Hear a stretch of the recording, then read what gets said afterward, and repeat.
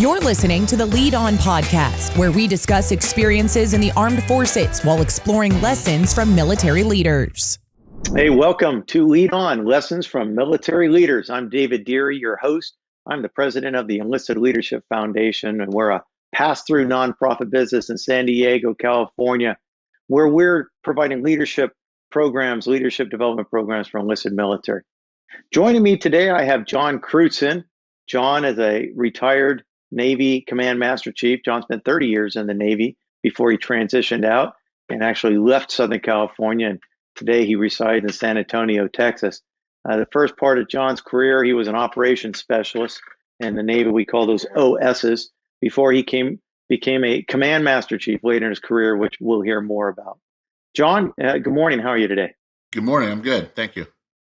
Hey, that's great. Thanks for joining me today.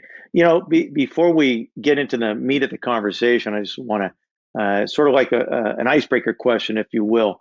And I'm always curious when I talk to other leaders about the best piece of leadership advice somebody ever gave you. I think probably the best advice I ever got was, don't come from a position of throwing your rank around. I'm the chief. I'm the master chief, so you will do this. If you have to explain what your rank is, you're not leading to begin with.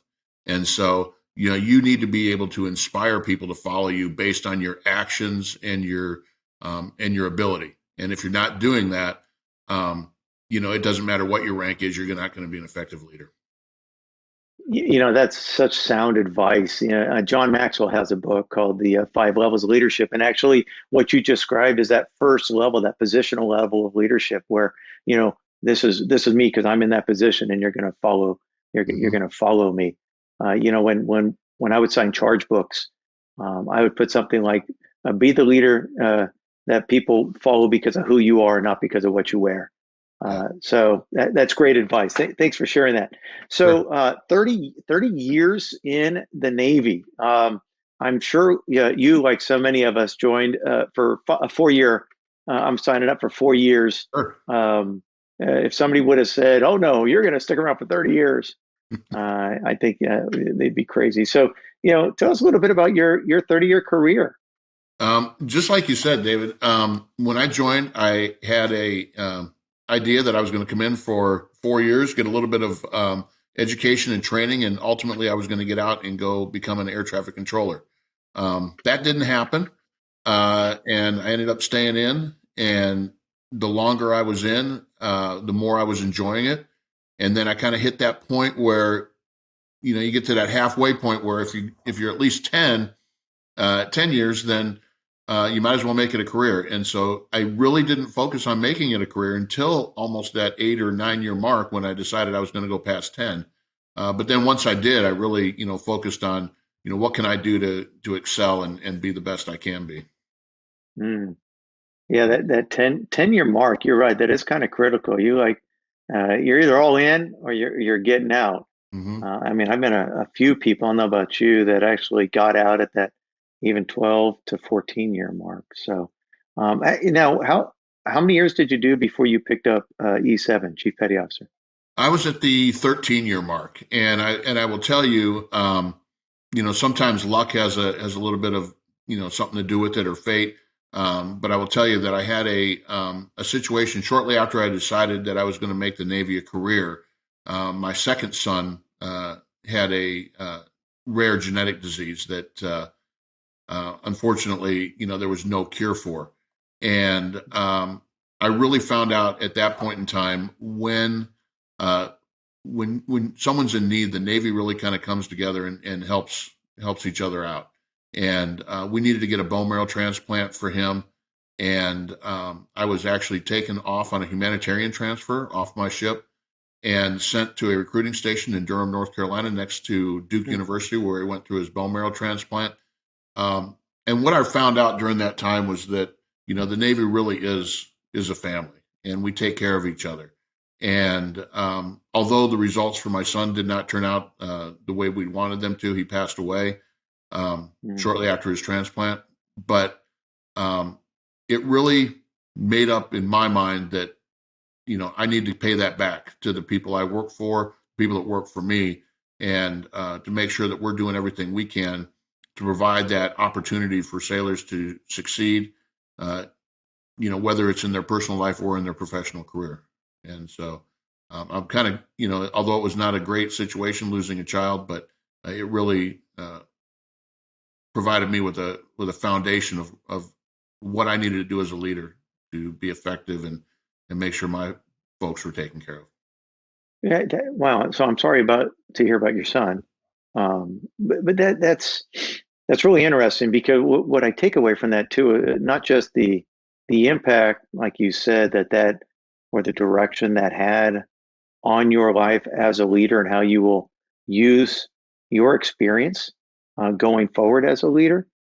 Oftentimes, and I think you would agree, um, many people would look at senior enlisted and say, well, of course, the Navy or the military is going to help you out.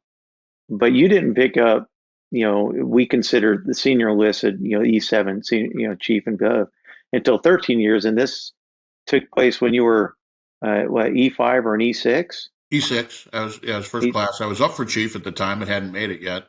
So were you, were you one of those, listen, Petty Officer Crutzen is the top performer at our command. He's going through this hardship. We've got to bend over backwards more than we would anybody else. Or were you just kind of a middle of the pack, just Petty Officer Crutzen? I mean, why did they treat you so differently, or did your command treat everybody that way, or was it a person thing? Well, I had a good command that understood the gravity of the situation, and they pretty much took care of everybody that way. They just didn't single me out. I wasn't your number one guy, the number one top performer that they were trying to get advanced or anything like that they would look out for. Specifically, they took care of everyone, but I wasn't your dirtbag, performer who wasn't doing what they needed to do and was barely getting by and had to be told time and time again to get things done. So I certainly wasn't that person. I was kind of that middle of the road sailor that did everything that was expected of him, did a good job at it, but was kind of unrecognized. Interesting. So you say unrecognized, but yet you weren't so unrecognized or so invisible, if you will, that you didn't perform over time in such a way that you made chief. Sure. And that for those that don't know, in the Navy, when you go promote from E6 to E7, it's the first time that all your evaluations are actually looked at, and you're racked and stacked, as we call it. So you have to take a test in order to become board eligible, but then that selection board, your evaluations are looked at. So, I've known you for a lot of years, and you've talked about this thing, the invisible middle.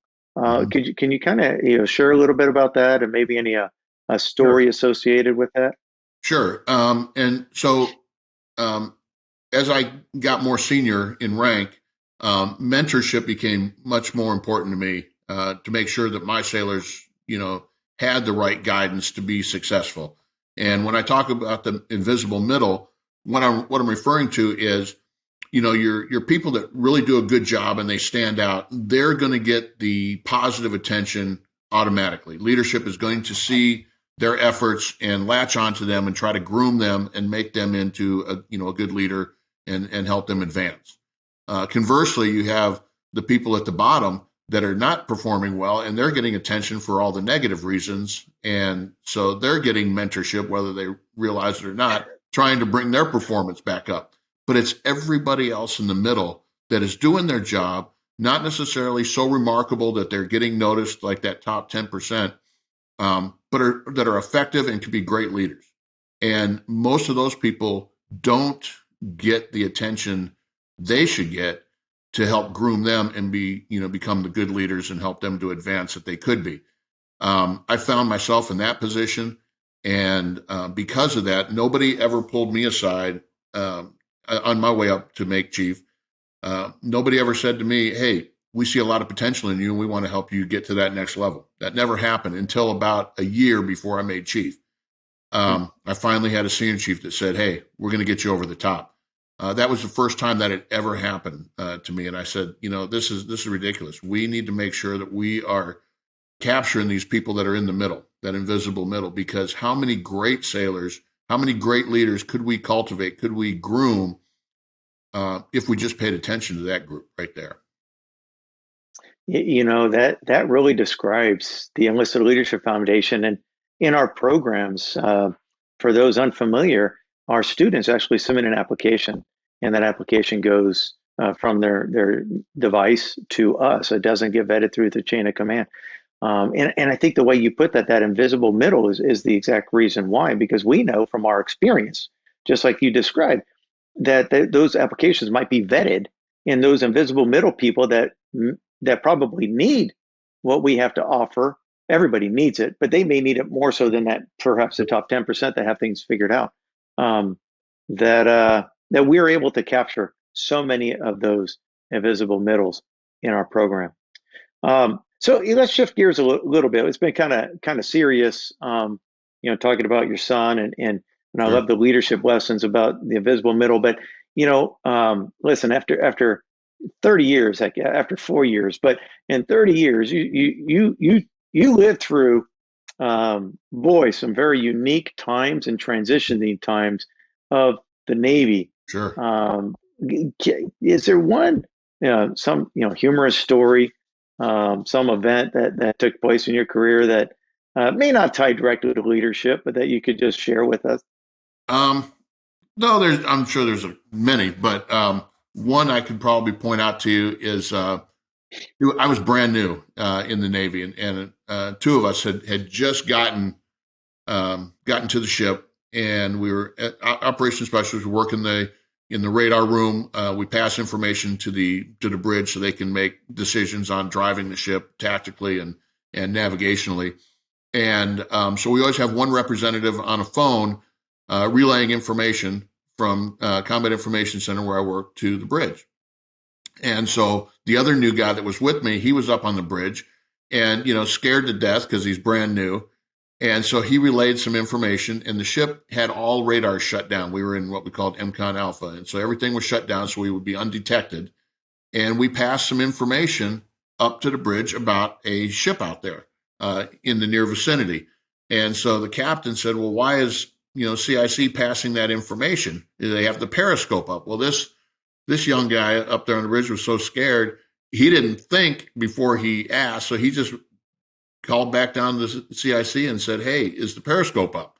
And of course, surface ships do not have periscopes. There's no need for a periscope. Of course, he didn't realize that. So he was known as Periscope for quite some time. But, it just kind of goes to, people being new and not familiar, even though he knew better. He was just relaying information. Yeah, and you talk about, being young in the military and said Periscope. I think I was a chief or an even number chief. And for those that don't know, an even number chief is a senior chief or an E8. And I was on a ship, and I made a comment to the captain about launching torpedoes. And he's like, seriously, dude, torpedoes? This is a surface ship, not a submarine. Felt pretty stupid, but no, you're right. We can navigate down the road of male buoy watches and sea bats, sure. but we can probably reserve that for another time. If you're at a coffee shop and you happen to overhear a conversation, two people contemplating going in the military, what leadership advice would you happen to give them to help them make the decision whether to go in or not, and if they do go in, to be successful? Yeah, I think I would tell them that, it's never a bad thing to go into the military. There is so much to be learned. There are so many opportunities out there. Aside from the obvious, there's the college, the GI Bill, and those type of things. So there's certain benefits that they can draw there. But the experiences that they will gain, both leadership and interpersonal, are just so valuable that it's almost unfair when you have a veteran looking for a position versus someone that hasn't been in the military. They have such a leg up on it, and a lot of times they don't even realize it. But you just learn so much. You're given so much responsibility at a young age that you would never get anywhere else. And you're never you're never going to be worse off for going in. So I would say it's just an experience that I think is well worth it. In fact, my position is I think that in some capacity, whether it's military or not, I think everybody should serve our country in some way, shape, or form, for a couple of years to get that sense of purpose, that sense of unity with, we all are Americans. Yeah, isn't it crazy how young, 18, 19, 20 years old, and they can push that button to launch, Yeah. missiles and torpedoes. Yeah. Yeah, it's what do you miss? What do you miss about it? I think the camaraderie is probably what I miss the most. I've really worked hard at trying to transition out. That was the military was a chapter of my life, a big part of my life. And I don't regret any bit of it and enjoyed every minute of it.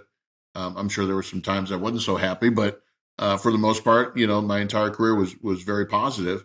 And, but that chapter's over. I don't want to be defined as only a sailor. There's so much more to me than just the Navy. And so I don't want to be defined just as, a sailor or now a retired sailor, Yeah.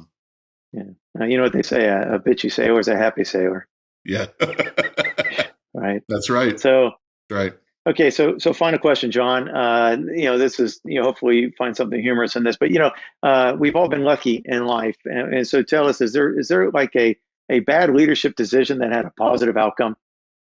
Yeah. I would say one that stands out to me, and it was interesting because it was my first tour as a command master chief. And in that position, more so than I had as a chief or senior chief or even a master chief prior to becoming command master chief, you're dealing with families, you're dealing with spouses, and, the calls that, this person isn't doing this or that person isn't doing that. And so I got a call from a spouse, and my sympathy flag went way up because she was suffering from a medical condition, and she was complaining about her husband, who was going to be an ex-husband, not doing what he needed to do to help, take care of her while they were still together. And so immediately I call him to my office and start yelling at him for not doing what he needed to be doing.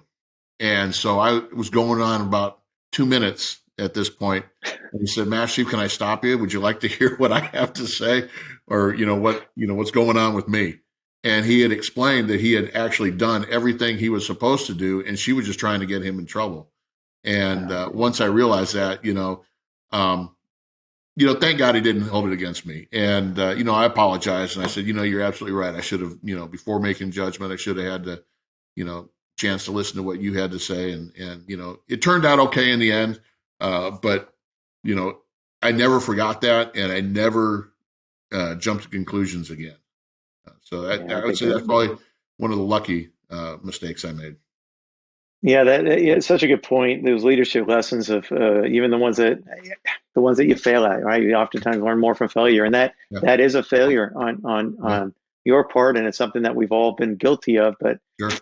Trust but verify, and there's 3 sides to every story, not just one.